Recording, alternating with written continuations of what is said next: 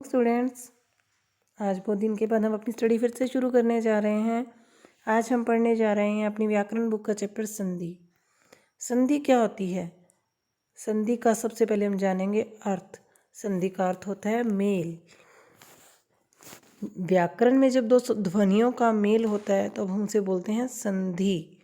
संधि की परिभाषा होती है ध्वनियों के मिलने पर जो परिवर्तन या विकार होता है उसे हम संधि कहते हैं।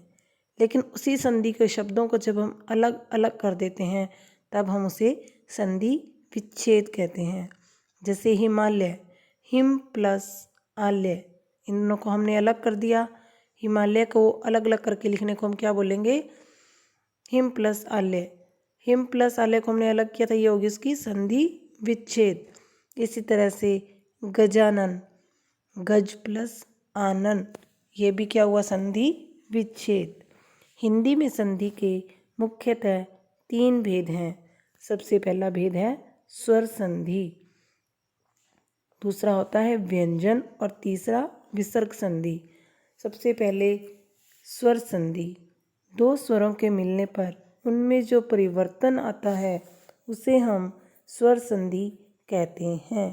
जैसे मैं आपको उदाहरण बताऊं, परमात्मा, परम प्लस आत्मा, परम म और आत्मा आ, और आ मिलकर क्या बना? आ। परम प्लस आत्मा, अ प्लस आ यानी कि आ, परमात्मा।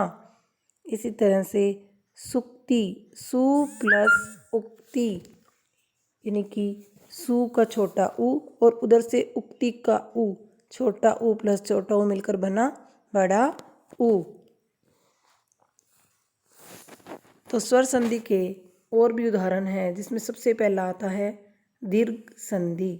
दीर्घ संधि में क्या होता है वो हम बताती हूँ आपको। अ प्लस अ मिलकर बन जाएगा आ। जैसे परम प्लस अणु यानी कि परमाणु। परम वही मैं में क्या आ रहा है? ए की ध्वनि और ए है ही अणु। ए और ए मिलकर क्या बना? आ, परमाणु। इसी तरह से आ का उदाहरण मैं आपको बताती हूँ। जैसे मैंने लिखा गजानन, गज प्लस आनन, गज, ज में फिर वही अ की ध्वनि और पीछे क्या है? आनन यानी कि आ। ए और आ मिलकर क्या बना? आ। कपि प्लस ईश, कपीश, छोटी ई कपि में आई और ईश में बड़ी ई, छोटी ई प्लस बड़ी ई मिलकर क्या बनी? बड़ी ई।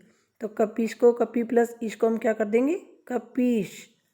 छोटा ऊ प्लस छोटा ऊ मिलकर क्या बनेगा? बड़ा ऊ। जैसे विधु प्लस उदय, विधुदय। अगर हम इस संधि विच्छेद को लिखेंगे पूर्ण रूप से, विधु प्लस उदय, तो बनेगा विधुदय यानी कि छोटा ऊ और छोटा ऊ मिलकर क्या बना? बड़ा ऊ। इसी प्रकार से बड़ा ऊ प्लस बड़ा ऊ बराबर बड़ा ऊ। जैसे भू प्लस ऊर्जा, तो हम इसको इकट्ठा करके लिखेंगे भूर्जा। ऊ प्लस ऊ, भ का बड़ा ऊ और ऊर्जा का बड़ा ऊ, दोनों मिलकर क्या बने? बड़ा ऊ। इसे हम बोलते हैं दीर्घ संधि। आगे हम चलते हैं गुण संधि पर।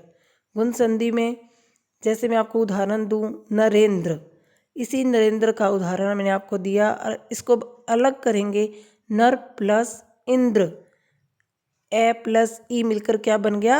ए बन गया। नर, र में ए और इंद्र, इंद्र का ई, तो इसको इकट्ठा करेंगे अ और ई को, तो क्या बनेगा? नरेंद्र यानी ए और ई क्या बना? ए। इसी तरह से आ प्लस ई भी ए, गन प्लस ईश, गणेश। न, अण में अ की साउंड और ईश बड़ा ई, तो क्या बना? गणेश। अब छोटा ऊ और ए मिलकर, ए प्लस ऊ मिलकर बनेगा ओ। जैसे मैंने लिखा पर प्लस उपकार, र में अ की साउंड और उधर से छोटा ऊ, तो मिलकर बना परोपकार। पर प्लस उपकार, परोपकार।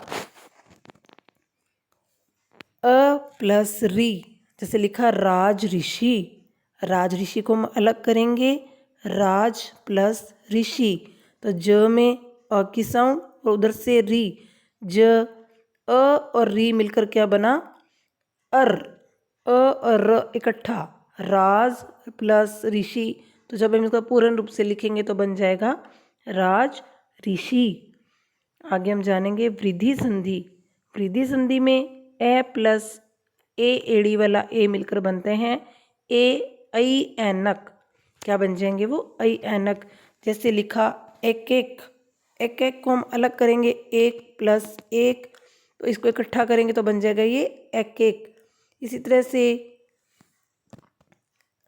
मत प्लस एक क्या, तो क्या बना मत एक क्या, मत अ और ए, अ और ए मिलकर क्या बना ए, मत एक क्या, ऐ बना, क्या बन गया ऐ, मत एक क्या।